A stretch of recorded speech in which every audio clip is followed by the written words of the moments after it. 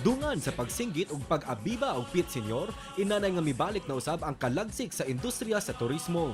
Nahagba man gumikan sa pandemya, apan karon mibarog na kininunot sa pagbalik sa naandang pamaagi sa pagsaulog sa Sinulog Festival. Butang nga gikalipay o gihangop sa mga negosyante ang kalambuan sa turismo.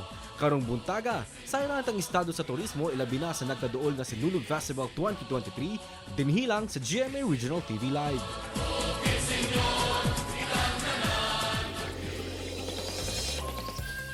Adlaw na makapuso sa din pa ang Fiesta Senyor og Sinulog Festival ug pangumustahon nato ang tanan mga kalihukan nga gihimo dinhi sa Dakbayan sa Sugbo. Makauban nato chairperson sa Cebu City Tourism Commission Councilor Joy Pesquera.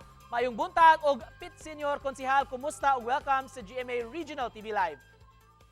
Mayong buntag Nico and mayong buntag sa tanan nimo mga avid televiewers. Thank you so much for joining us this morning. Cons, unsa ka importante unsay significance ani atong Sinulog 2023 para ninyo, Cons, labi na sa tourism industry, sa atong tourism sector?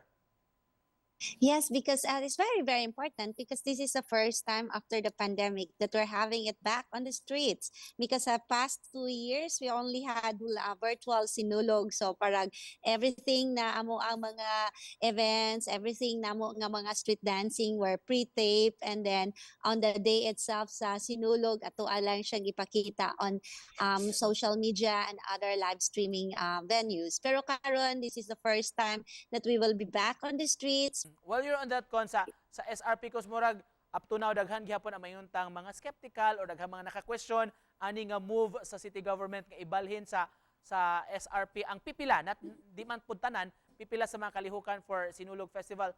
Unsa may masultin ninyo ana from the city government, Cons?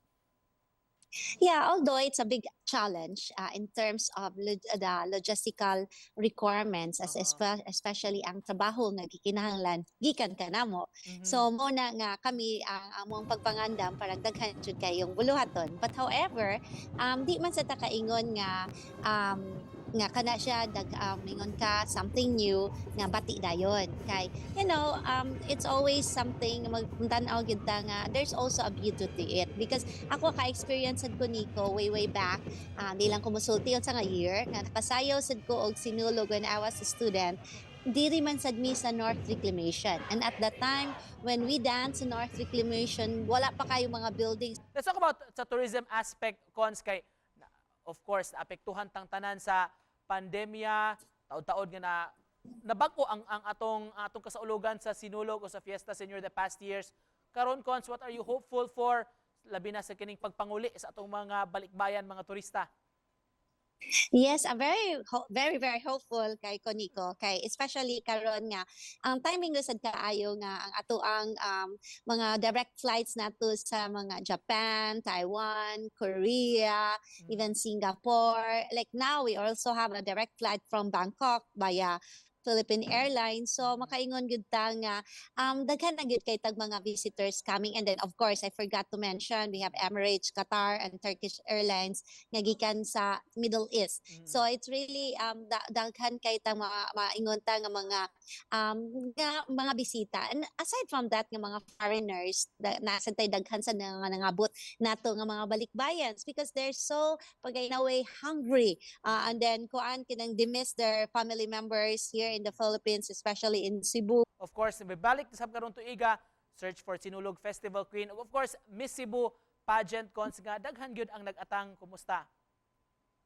Yes, ato ang successful atong Miss Cebu last Wednesday at Waterfront, and then karong gabi una ang ato ang selection na final selection of the Festival Queen. So ang kaning Festival Queen differently, sometimes people will think na napatay Miss Cebu, napatay Festival Queen. It's different ang iyahang competition because Miss Cebu is really like on a pageant gid siya, like they're either kanang kayo nga nato ilang beauty and face, and then your intelligence, and then it's more on the culture.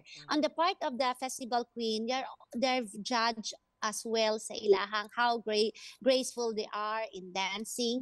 Cons, maybe you just like to take this opportunity, Cons, kay of course karon namang yung Domingo ang Sinulog Festival nato in grande ug mabulokon pag-ayo. Doon mo yung mga pahimangno sa mga musaksi ni ini. Yes, first I would like to invite them to participate sa ato ang Sinulog festivities, especially on January 15, Sunday. The program will start at 9 o'clock. So it's a carousel. So we start with a declaration of the start of the Sinulog, but all the contingents will dance at the same time. So di sila mag-worry kung asa-asa sila dapita sa SRP magbarog. They can watch all the contingents. And then ang concert nato the following day ang ato ang awarding of winners. It will be at the Cebu City Sports Center.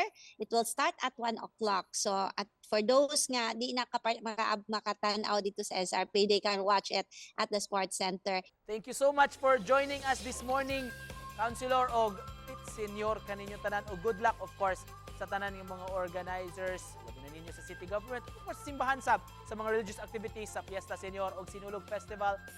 Senyor Konsehal Jocelyn Pesquera, salamat Cons. Salamat, Senyor.